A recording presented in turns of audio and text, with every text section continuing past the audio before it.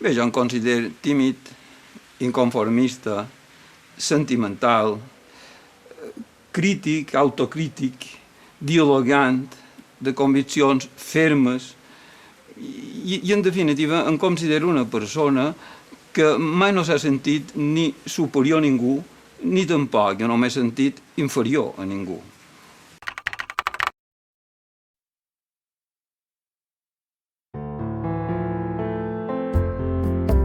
Antoni Vidal Ferrando neix el 1945 a Santanyí, a l'illa de Mallorca. A mi me sembla que el Santanyí de la meva infantesa se devia semblar encara al Santanyí de l'edat mitjana. No hi havia, naturalment, clavegueram ni aigua corrent, els carrers estaven sense asfaltar, quasi tothom era pagès. I també hi havia mariners. Es feia molt de contraband, era la base quasi de la subsistència i implicava tots els estaments i quasi bé tota la població. Era fill d'una família modesta. Que jo era fill únic. El meu pare era mariner, la meva mare era brodadora. Aleshores el meu pare estava llargues temporades sense venir al poble. A vegades podria estar fins i tot mig any. Llavors jo vaig fer molt la vida amb ma mare, que record que ignorava sempre moltíssim mon pare i que jo també el tenia idealitzat. Antoni és un infant malaltís que ben aviat agafa afició per la lectura. Jo me vaig aficionar a la lectura de petit per dues coses. Una perquè havia de fer molt de repòs. Clar, era un antídot extraordinari contra l'avorriment. I per altra banda jo tenia molt de contes que m'aduen sempre una família d'amics que venien a estiuetjar aquí a Cala Santanyí, eren de Barcelona, uns enquadernadors, sempre cada estiu venien carregats de contes. I per jo era allò la màxima felicitat. Estudia batxillerat i després magisteri a l'Escola Normal de Palma. De ben petit ja tenia clar que la carrera que a mi m'atreia era el magisteri. D'altra banda, en aquella època, molt poca gent, molt poques famílies tenien diners per enviar els seus fills a estudiar a Barcelona. A 13 anys comença a fer versos en castellà. 3 anys després es posa a escriure en català, influït pel farmacèutic del seu poble, l'erudit Bernat Vidal i Tomàs, mestre de bona part dels escriptors mallorquins de la generació dels 50. Bernat Vidal i Tomàs era un humanista. Podia parlar amb autoritat de literatura, d'història, de pintura, de manifestacions de la cultura popular. A mi me va ensenyar a estimar la llengua, a estimar el país, a estimar totes les manifestacions de la cultura i a ser autocrític. Així mateix, es relaciona amb el poeta Blai Bonet, també fill de Santanyí, una relació que perdurarà fins a la mort de l'escriptor. Jo la obra d'en Blai Bonet me fascinava. Per mi, la literatura era Blai Bonet. I d'ell vaig aprendre, sobretot, me va contagiar l'ambició literària, en el bon sentit de la paraula, en el sentit de quan intentes escriure, els teus objectius han de ser fer-ho tan bé com ho han fet els grans mestres de la literatura universal. Era impossible parlar amb ell una hora baixa sense anar-te'n a que teva en ganes d'escriure. El 1964 aprova les oposicions de mestre i és destinat a Maó, a l'illa de Menorca. El magisteri es convertirà en la professió de la seva vida. Durant la seva estada de 3 cursos a Menorca, participa en moviments de resistència cultural a la dictadura. Jo ara ho recordo una mica com es recorda el Paradís Perdut. I eren anys de molt d'ideals, de moltes utopies, i clar, fèiem moltes activitats culturals, estudiàvem català, fèiem sessions de cineclub, escoltàvem la nova cançó. Jo tot d'una hi vaig trobar grans amics i ara hi tenc un amic extraordinari, un altre amic més jove que jo, que és un gran poeta, segurament un dels millors poetes de literatura catalana actual, que és el Pons Pons. En tornar a Mallorca el 1967, té una forta crisi literària i deixa d'escriure. Vaig deixar d'escriure poesia perquè no me sentia satisfet en la poesia que jo feia. Sobretot quan la comparava amb la poesia que feien els autors que a mi m'agradaven. A més del Blai Bonet, que ja he dit, del Miquel Bauçà, del Miquel Àngel Riera, del Tomeu Fiol, i pensava, jo no estic en aquesta altura. El que he de fer potser és estudiar més, llegir més, aprofundir més, i en fer-ho més bé ja en tornaré a escriure. Per adquirir més coneixements, es matricula com a alumne lliure a la Universitat de Barcelona per estudiar Filologia. Segueix la carrera amb intermitències i acaba llicenciant-se en Història el 1978. Fruit d'aquesta especialització són diversos estudis d'investigació i de difusió de la història de Mallorca. Quan jo vaig acabar la carrera, eren anys molt de fer país. Teníem a la universitat, això era l'any 78, encara una consciència de que el país estava per fer. I una de les coses que eren necessàries és que la gent agafés consciència de la seva història. Hi havia històries de Mallorca que eren molt antiquades. Vam fer un equip per estudiar tot això. I també volíem fer llibres perquè els poguessin emplear pels instituts i per les escoles. Clar, d'altra banda, jo tenia ganes de fer estudis d'investigació, sobretot de demografia, de població i d'estructura de la propietat. Entretant, el 1971 s'ha casat amb Rosa de la Iglesia. El matrimoni ha tingut 2 fills. Després de gairebé 15 anys de silenci literari, el 1984 torna a escriure poesia.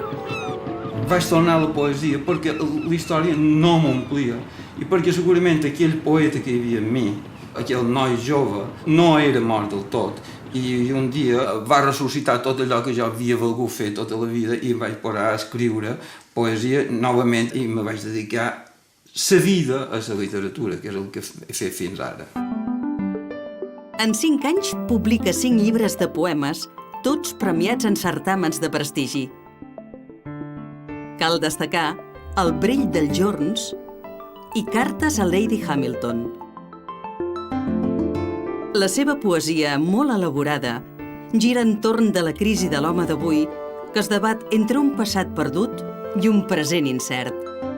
El somni utòpic, la bellesa i el record són les taules de salvació a què s'aferra el poeta. Per mi, la poesia és un dels múltiples camins que hi ha cap al coneixement. Però de vegada també és un compromís amb tu mateix, un compromís amb les paraules, un compromís amb la llibertat, un compromís amb el teu país i és que davant un compromís amb l'heterodòxia. La producció posterior de Vidal Ferrando continua en aquesta línia, incorporant-hi nous matisos, amb reculls com Calvari, Bandera Blanca i Cap de Cantó. El 1994 es dona a conèixer en un nou camp literari, la narrativa, amb la publicació de la novel·la Les llunes i els calàpats, a la qual seguiran La mà del jardiner i L'illa dels dòlmens. Aquests llibres formen una trilogia que gira entorn de la història de Mallorca del segle XX, on es barreja el to èpic amb el realisme, l'humor i el deliri. Me vaig posar a escriure novel·la, jo crec que bàsicament per 2 motius. En primer lloc, com una necessitat d'experimentar noves aventures intel·lectuals, però també perquè tenia la sensació que moltes coses, a través de la poesia, no les havia expressades prou. I llavors d'aquí va venir la decisió d'intentar fer-ho amb la novel·la. En paral·lel, segueix publicant poesia i apareixen, a més, 3 antologies de la seva obra i un volum que la recull tota, Allà on crema l'herba. La jubilació de mestre als 60 anys li permet una dedicació més plena a la literatura. La docència per a mi ha estat una manera de guanyar-me la vida, naturalment, però també ha estat una vocació. Jo he passat molt de gust d'ensenyar i ara, a posteriori, segueix pensant que segurament no hauria sabut fer res més tan bé. M'ha agradat ensenyar i crec que és el que havia de fer. La trajectòria de Vidal Ferrando, tant en el camp de la poesia com de la narrativa, ha estat àmpliament reconeguda amb premis com l'Ausiàs Marc, el Ciutat de Palma, el Cavall Verd Josep Maria Llompart i el de la crítica Serra d'Or de novel·la.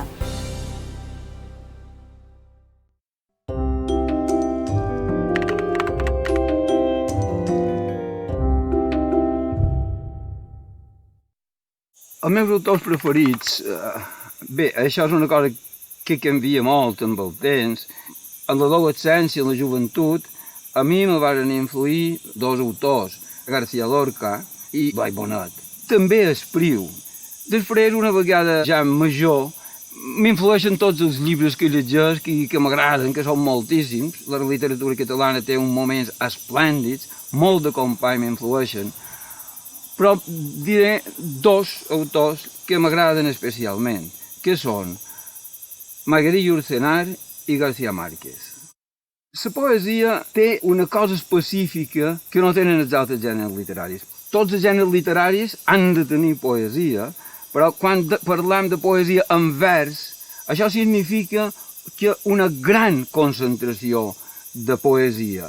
I aleshores, la característica més important de la poesia en vers és que un vers, a vegades, diu tant com 50 o 100 pàgines de prosa. La característica essencial de la meva poesia crec que són dues. Una, l'equilibri que hi ha entre els aspectes formals i els aspectes argumentals.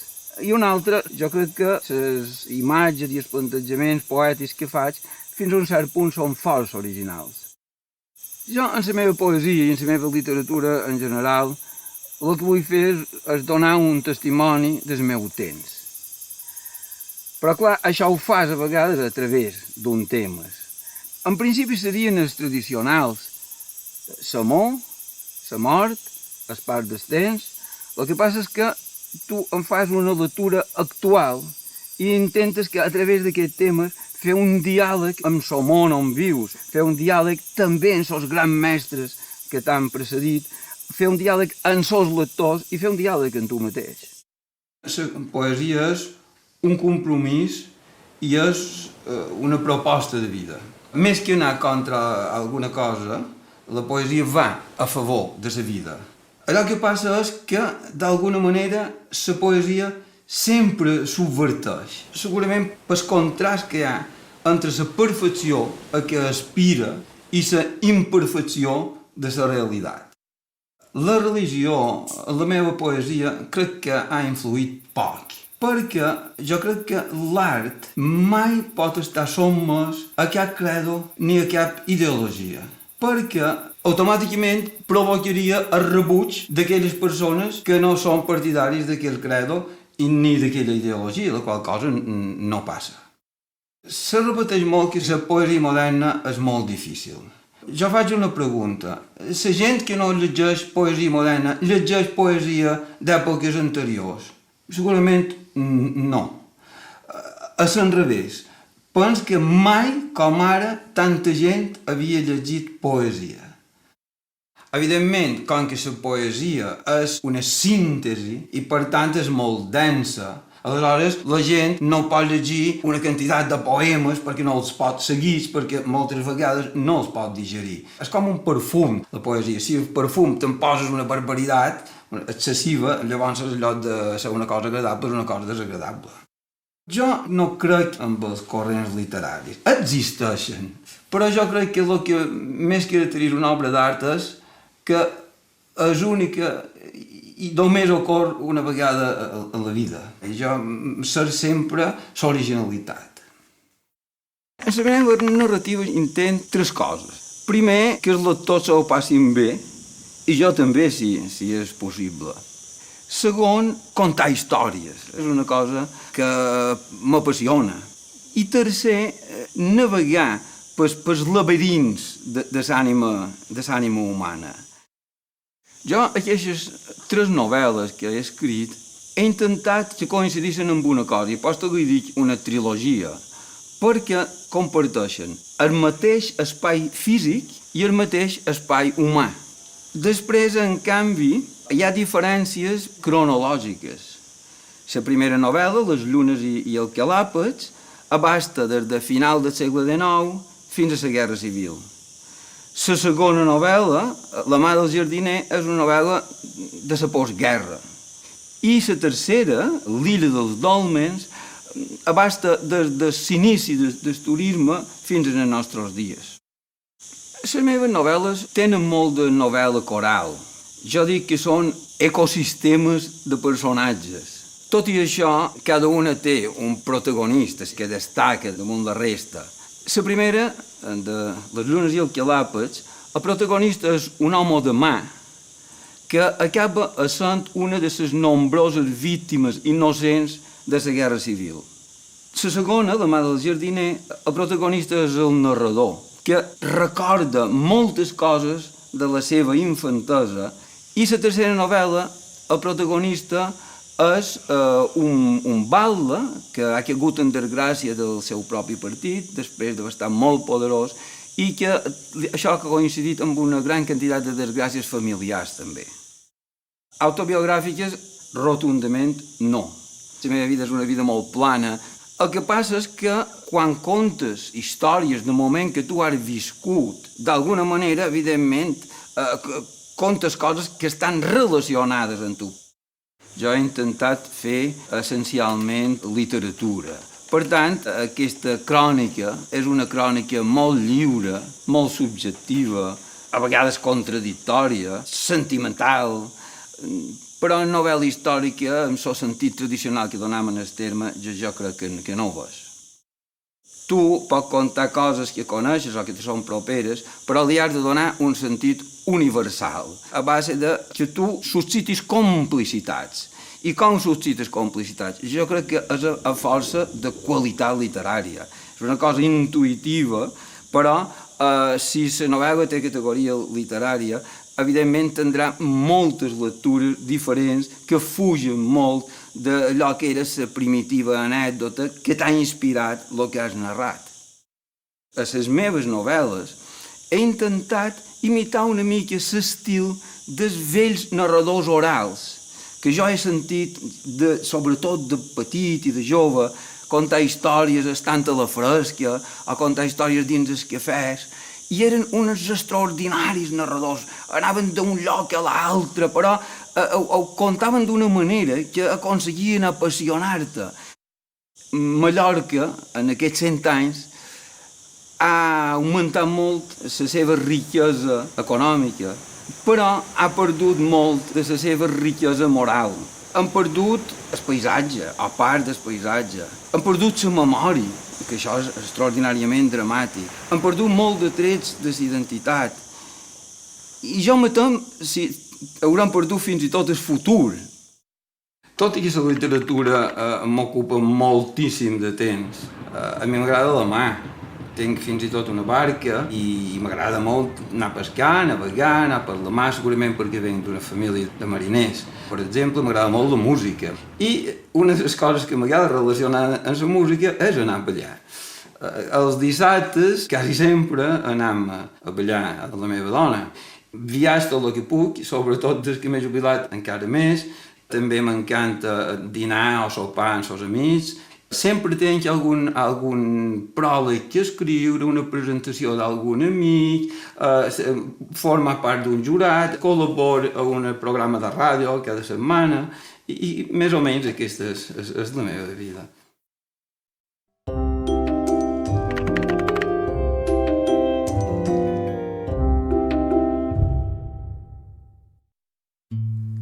Aquell mateix curs et vares posar a estudiar el batxiller en Don Samuel, el director de l'escola.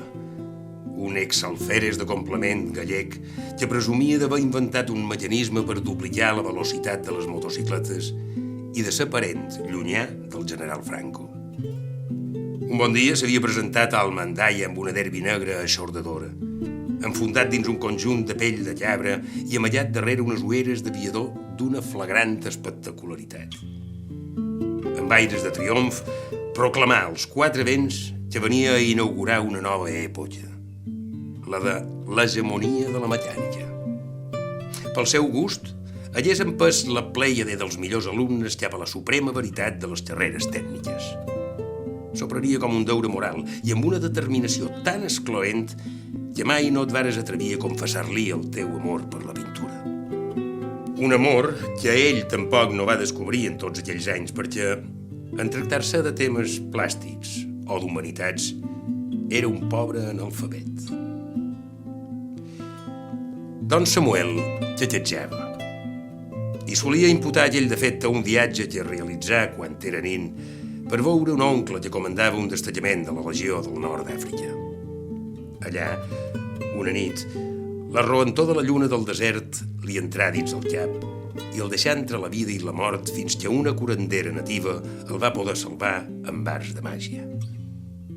Al final no va morir, però la llengua li quedà marcada amb aquell estigma, a causa del qual hagué d'aguantar moltes burles del misser de Llancourt, que el menyspreava per presumptuós, per foraster i per materialista. I més, quan el comparava amb el mestre nacional dels anys de la República, amb qui havien compartit tants ideals i tantes intrigues anticaciquils.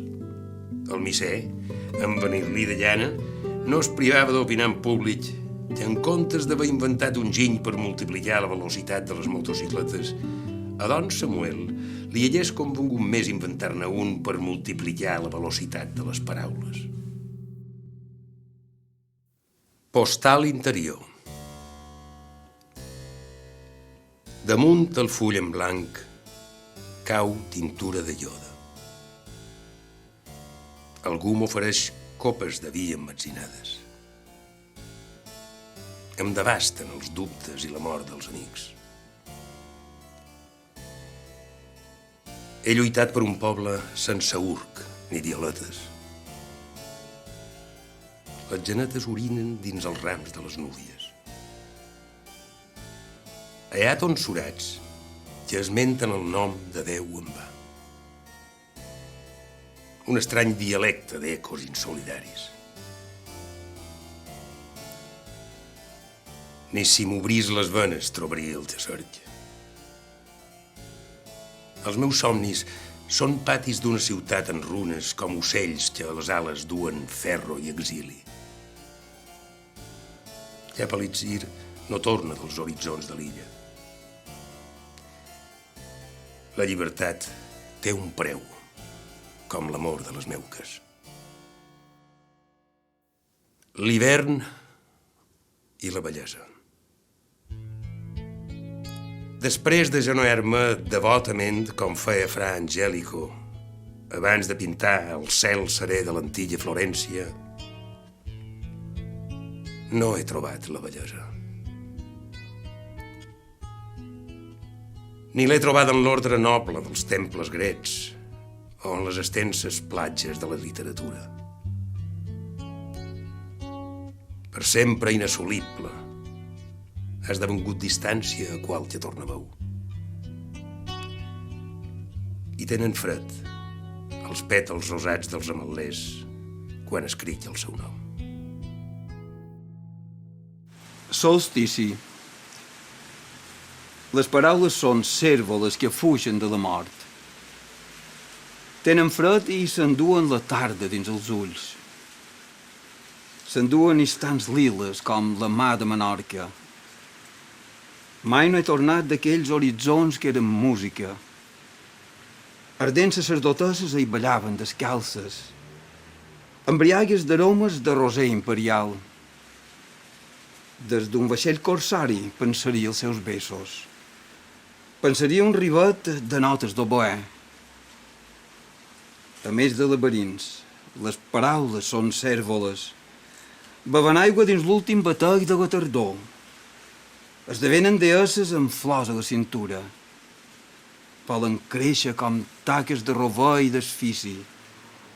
Mentre passa el perfil, malvarrosa del vent, passen contrabandistes pel sorral de l'absència.